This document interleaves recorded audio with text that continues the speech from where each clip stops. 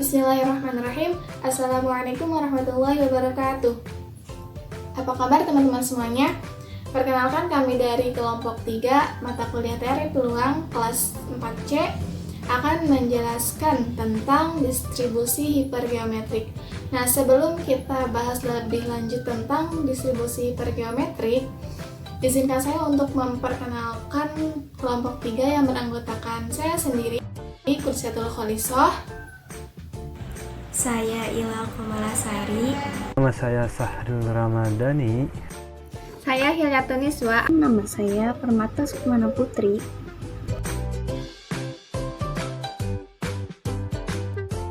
Oke, di sini saya akan memberikan contoh kasus sederhana mengenai distribusi hipergeometrik. Contohnya itu saya mengambil pengambilan 5 buah markisa dari keranjangnya. Nah, sebelumnya pada distribusi hipergeometrik itu nilai peluang pada tiap-tiap percobaannya itu berbeda. Jadi misalkan kita akan melakukan 2 percobaan pengambilan 5 buah markisa dari keranjangnya. Kita akan melakukan percobaan pertama. Nah, pada saat kita melakukan percobaan yang pertama, kita ambil 1 buah markisa. Nah, maka peluang terambilnya buah markisa itu adalah 1/5. Karena pada saat itu jumlah markisa yang ada di keranjangnya itu terdapat 5 buah markisa. Jadi peluang terambilnya dari tiap-tiap buah markisa itu menjadi 1/5. Setelah itu, kita akan melakukan lagi percobaan yang kedua. Kita ambil lagi 1 buah markisa dari keranjangnya. Karena pada distribusi hipergeometrik itu berlaku tanpa ada pengembalian. Artinya, jumlah markisa yang ada di keranjang itu pada saat percobaan yang kedua itu akan berkurang.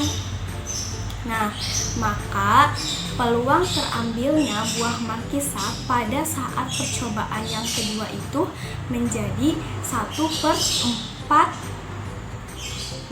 buah markisa, karena pada saat itu buah markisa yang terdapat dalam keranjangnya itu ada 4 buah markisa.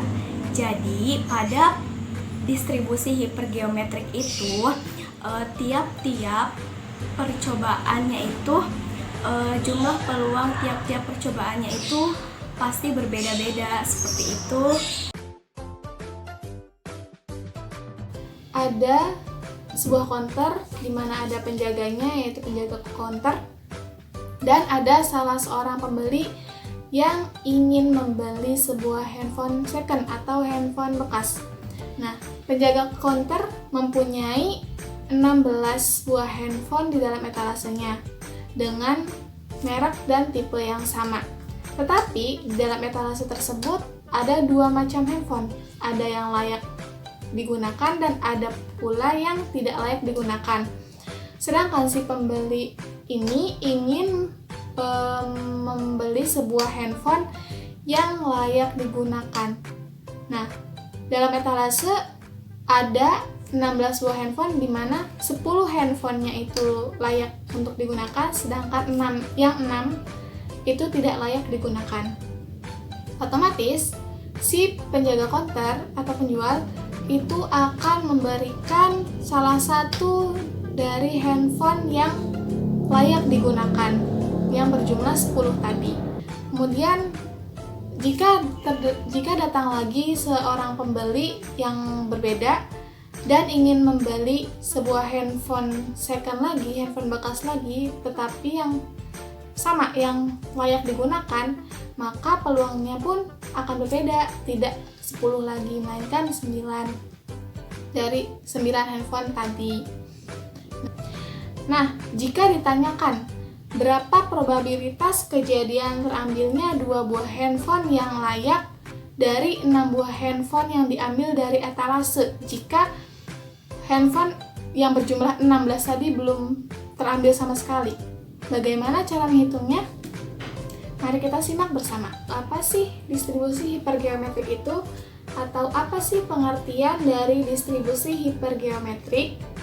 Nah, di sini kami menemukan pengertian dari distribusi hipergeometrik adalah sistem distribusi probabilitas diskrit yang terdiri dari sekumpulan objek atau populasi tertentu yang dipilih tanpa terjadinya sebuah pengembalian. Nah, di mana sebuah pengambilan acak dengan ukuran n kecil dipilih tanpa pengembalian dari n besar, yaitu sebagai objek. K kecil dari n besar dapat diklasifikasikan sebagai kategori baik, sedangkan n besar dikurangi k kecil dapat diklasifikasikan sebagai kategori cacat.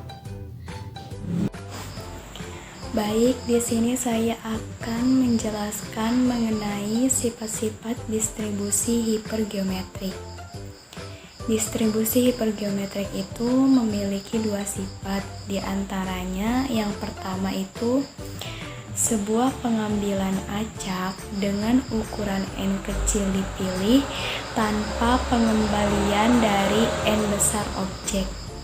Nah, n kecil di sini itu adalah ukuran sampel, sedangkan n besar di sini adalah ukuran populasi.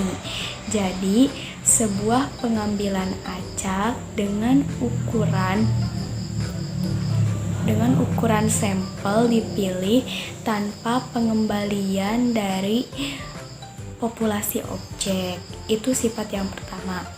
Nah, sifat yang kedua itu K dari n objek dapat diklasifikasikan sebagai sukses, sedangkan n dari K dapat diklasifikasikan sebagai gagal. Nah, K di sini itu adalah banyaknya unsur yang sama dengan populasi, sedangkan n besar di sini itu sama halnya dengan sifat yang pertama tadi, yaitu ukuran populasi. Jadi sifat yang kedua itu banyaknya unsur yang sama dari ukuran populasi objek dapat diklasifikasikan sebagai sukses, sedangkan ukuran populasi dari banyaknya unsur yang sama itu dapat dikatakan sebagai gagal. Selanjutnya yaitu formulasi distribusi hipergeometrik. Sebagaimana pengertian dari distribusi hipergeometrik yang tadi sudah disebutkan, bahwa apabila suatu populasi objek berukuran n besar yang terdiri dari dua kategori, yaitu baik dan cacat, kita asumsikan baiknya itu K dan cacatnya itu n besar dikurang K. Dari n besar objek tersebut, kita akan mengambil sejumlah n kecil. N kecil ini mempunyai dua kategori yang sama, yaitu baik dan cacat. Kita asumsikan yang baik yaitu X, dan yang cacat berarti N kecil min X. Nah, berdasarkan rumus dari peluang, yaitu peluang dari kejadian A yaitu jumlah kejadian A dibagi dengan ruang sampelnya. Nah, jumlah kejadian A kita akan diisi dengan sebagaimana tabel di sebelah. K buah benda akan diambil sebanyak X buah benda. Jadi, kemungkinan yang dapat terjadinya yaitu menggunakan kombinasi, yaitu kombinasi KX. Kemudian, untuk yang cacat, dari N min K buah benda akan diambil sebanyak N min X buah benda. Jadi, kombinasi dari n-k dengan n-x. Kemudian untuk ruang sampelnya, kita akan isi dengan n besar objek akan diambil sebanyak n kecil. Jadi, menggunakan kombinasi dari n besar, n kecil. Jika dituliskan, akan menjadi seperti ini. Rumus dari distribusi hipergeometrik, yaitu kombinasi kx dikalikan dengan kombinasi n-x, n-k, n-x dibagi dengan kombinasi n besar, n kecil. Nah, jika dijabarkan akan menjadi seperti ini. Dan inilah rumus distribusi hipergeometrik. Jika diilustrasikan dengan gambar, maka bentuknya akan seperti ini. Anggap saja lingkaran ini adalah sebuah populasi N. Dibagi menjadi dua, ada komponen yang termasuk kelompok yang sesuai dengan harapan atau baik, yaitu K, dan ada yang tidak sesuai harapan, yaitu N besar min K. Kemudian akan diambil sebagian sampelnya, yaitu N kecil, yang bisa jadi tidak ada yang sesuai harapan, atau satu yang sesuai harapan, ataupun bisa saja semua sampelnya itu sesuai harapan. Nah, X-nya itu sebagai banyaknya objek yang sesuai harapan dari sampel yang sudah terambil. Sedangkan N kecil min X-nya itu yang tidak sesuai harapan. Nah, dari kasus tadi, kita mendapatkan objeknya itu sebanyak 16 dari handphone tadi yang ada di etalase. Nah, yang tidak layak digunakan itu kita jadikan sebagai peluang cacatnya, yaitu 6. Kemudian yang layak digunakan 10. Nah, yang ditanyakan, kita akan mengambil 6 handphone, tapi kita inginkan 2 yang layak, tetapi dan 4 yang tidak layak. Atau kan pertanyaannya yaitu berapa probabilitas untuk terambilnya 2 handphone yang layak. Nah, berarti kan yang 4-nya itu tidak layak. Nah, kalau dituliskan akan menjadi seperti ini. 2 layak guna dan 4 tidak layak guna, dibagi banyak formasi sampel. Nah, rumusnya seperti ini.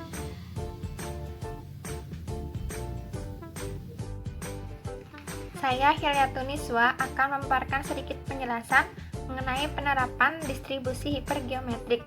Distribusi hipergeometrik dapat diaplikasikan pada banyak bidang, misalnya yaitu penerimaan sampel atau acceptance sampling, pengujian elektronik, dan pengendalian kualitas dari suatu hasil produksi.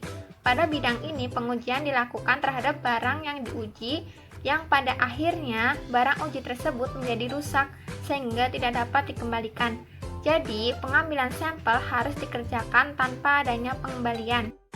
Ada beberapa aplikasi distribusi hipergeometrik dalam kehidupan sehari-hari. Di antaranya, kita dapat mengetahui jumlah barang yang rusak dalam sampel acak dari sejumlah barang kiriman, lalu jumlah permen yang diambil secara acak dalam kotak dengan rasa tertentu. Lalu aplikasi seperti penyelidikan pendapat umum atau survei. Contoh penerapannya seperti contohnya, suatu panitia seminar akan memilih 5 orang secara acak dari 3 orang laki-laki dan 5 orang perempuan. Lalu berapa distribusi peluang banyaknya laki-laki yang akan terpilih menjadi panitia seminar tersebut. Nah, dalam hal ini kita harus mengetahui ciri-ciri dari distribusi pergeometrik. Nah, kita kan sudah mengetahui dari penjelasan yang pertama, dalam contoh penerapan ini pengambilan sampel dari 8 orang, yaitu pada 3 orang laki-laki dan 5 orang perempuan, yang akan terpilih menjadi 5 orang yang akan terpilih menjadi panitia seminar. Lalu kejadian suksesnya, berapa banyaknya laki-laki yang akan terpilih di dalam 5 orang yang akan terpilih menjadi panitia tersebut. Nah, itu merupakan contoh dari penerapan distribusi hipergeometrik.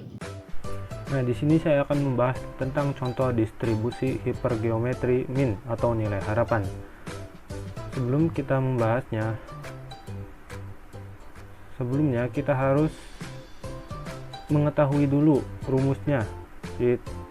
Rumus dari distribusi hipergeometri min atau nilai harapan yaitu EX sama dengan M dikali N per N besar, atau juga EX sama dengan N kecil dikali K per N. Jadi M sama K itu sama, yaitu sukses. Nah, penjelasannya yaitu ekspektasi dari suatu variabel random X adalah sama dengan sebuah pengambilan acak dengan ukuran N dikalikan dengan probabilitas suksesnya adalah M atau K dibagi N sebagai objek. Nah, di sini saya mempunyai contohnya, yaitu suatu das atau daerah aliran sungai memiliki 12 stasiun pengukuran curah hujan dan diketahui 2 diantaranya dalam keadaan rusak. Manajemen telah memutuskan untuk mengurangi jumlah stasiun menjadi 6 saja. Nah, apabila stasiun dipilih secara acak dari 12 stasiun tersebut, berapakah peluang terpilihnya stasiun rusak tersebut? Dan sejumlah 2, 1 atau tidak sama sekali. Nah, di sini saya akan menyelesaikan persoalan di atas, yaitu diketahui yang pertama N sebagai populasi sama dengan 12 dan K sebagai jumlah stasiun rusak sama dengan 2, kemudian N sebagai ukuran sampel sama dengan 6, dan yang terakhir peluang atau probability mendapatkan stasiun rusak sejumlah X sama dengan 0, 1, 2 dalam sampel. Nah, untuk mengetahui sampel mana yang rusak, maka kita harus menggunakan rumus distribusi hipergeometri. Nah, yang pertama X sama dengan 0. Nilai fungsi dari distribusi probabilitas dari variabel acak hipergeometri X sama dengan 0 dengan populasinya 12 dalam sebuah pengambilan acak sejumlah 6, di mana K sebagai jumlah stasiun rusaknya, yaitu adalah dengan hasil akhirnya 0,2273. Nah, kemudian X nilai fungsi distribusi probabilitas dari variabel acak hipergeometri X sama dengan 1 dengan populasinya 12 dalam sebuah pengambilan acak sejumlah 6, di mana K sebagai jumlah stasiun rusaknya, yaitu 2 dengan hasil akhirnya yaitu 0,5454. Nah, yang terakhir nilai fungsi X distribusi probabilitas dari variabel acak hipergeometri X sama dengan 2 dengan populasinya 12 dalam sebuah pengambilan acak sejumlah 6, di mana K sebagai jumlah stasiun rusaknya yaitu 2 dengan hasil akhirnya 0,2273. Nah, dari sampel ketiga di atas, maka ekspektasi jumlah stasiun rusak sampel adalah EX sama dengan N kali K per N. Diketahui N yaitu ukuran sampel ya, 6, dan K nya yaitu jumlah stasiun rusak sama dengan 2, dan N besar yaitu populasinya sama dengan 12. Jadi ekspektasinya yaitu 1, sebagaimana dibuktikan di nilai fungsi distribusi probabilitas dari variabel acak hipergeometri X sama dengan 1, yaitu senilai 0,5454. Selanjutnya adalah saya yang akan memberikan contoh mencari varians dalam distribusi hipergeometrik. Sebelumnya, ini dia rumus dari mencari varians, di mana N besar sama dengan ukuran populasi, N kecil sama dengan ukuran sampel, dan K sama dengan banyaknya unsur yang sama pada populasi. Misalkan contoh soalnya itu adalah ada sebuah kotak berisi 40 gelas dan 3 diantaranya pecah. Apabila diambil 4 gelas, maka hitunglah variansi peubah acaknya. Dari contoh soal tersebut dapat kita simpulkan bahwa N besar sama dengan 40, N kecil sama dengan 5, dan K sama dengan 3. Maka variansnya itu adalah N kecil dikali K per N besar dikali 1 kurangi K per N besar dikali N besar kurangi N kecil per N besar dikurangi 1. Maka tinggal dimasukkan saja nilainya ke rumus. Jadi 5 kali 3 per 40 dikali 1 kurangi 3 per 40 dikali 40 kurangi 5 per 40 kurangi 1. Maka 15 per 40 dikali 37 per 40 dikali 35 per 39, hasilnya sama dengan 259 per 835. Maka hasilnya sama dengan 0,311. Contoh soal yang berkaitan dengan distribusi hipergeometrik. Contohnya, jumlah mahasiswa matematika kelas C di semester 4 IAIN Syekh Nurjati Cirebon itu terdapat 32 orang dan 3 diantaranya lahir pada tanggal 3 September. Jika diambil secara acak 5 orang mahasiswa, pertanyaannya yang pertama, berapakah probabilitas dari 5 orang yang terambil tersebut? Nah, asumsinya itu jika tidak terdapat mahasiswa yang lahir pada tanggal 3 September, lalu terdapat 1 orang yang lahir pada tanggal 3 September, lalu terdapat paling banyak itu 1 orang yang lahir pada tanggal 3 September. Lalu untuk pertanyaan kedua, berapakah min atau rata-rata jika akan diambil 5 orang secara acak dari sejumlah mahasiswa, yaitu 32 orang, diantaranya 3 orang yang lahir pada tanggal 3 September. Lalu pertanyaan yang ketiga, berapakah varian yang dihasilkan jika akan diambil secara acak 5 orang mahasiswa dari 32 mahasiswa matematika yang diantaranya 3 orang lahir pada tanggal 3 September. Pembahasan soal sebelumnya yaitu jika diketahui populasinya itu terdapat 32 orang, lalu objek yang suksesnya itu yang lahir pada tanggal 3 September itu terdapat 3 orang, dan yang lahir di luar pada tanggal 3 September itu N min K yang gagal yaitu 32 dikurangi 3 yaitu 29 orang. Lalu untuk pengambilan sampelnya itu diambil dari 5 orang secara acak, jadi 5 orang. Untuk pertanyaan yang pertama itu berapakah probabilitas dari 5 orang yang terambil dengan asumsi yang pertama itu tidak terdapat mahasiswa yang lahir pada tanggal 3 September. Jadi peluang 0 dari 5, lalu dengan rumus distribusi hipergeometrik itu K kombinasi X dikali N min K kombinasi N min X per N populasi kombinasi N sampel. Lalu masukkan nilai yang sudah diketahui, yaitu K-nya 3, X-nya 0, lalu N min K-nya itu 29, N min X-nya itu 5 per 32 kombinasi dari 5.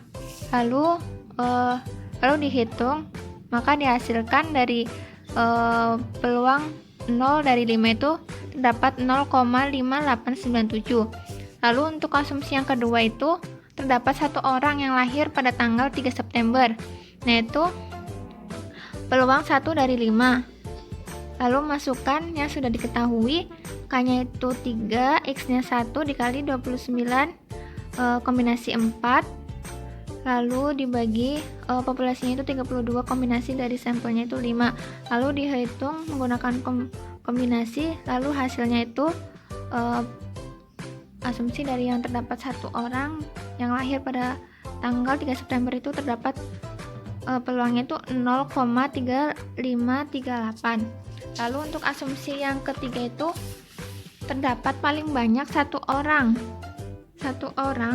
yang lahir pada tanggal 3 September, yaitu peluang dari kurang dari sama dengan 1 dari 5 itu peluang dari 0 dari 5 ditambah peluang dari 1 dari 5, yaitu sama dengan 0,5897 ditambah 0,3538, hasilnya 0,9435.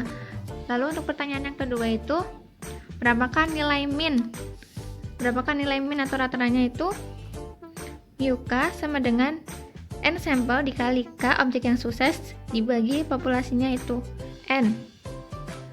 Lalu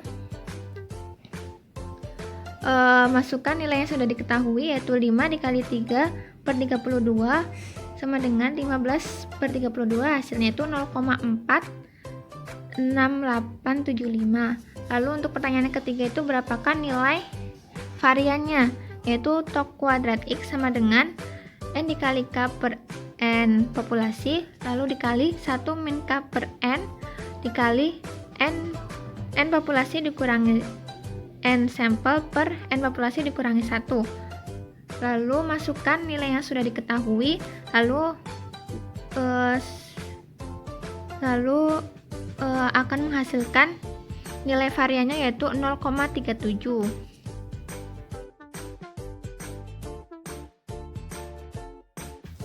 Sekian yang dapat kami sampaikan.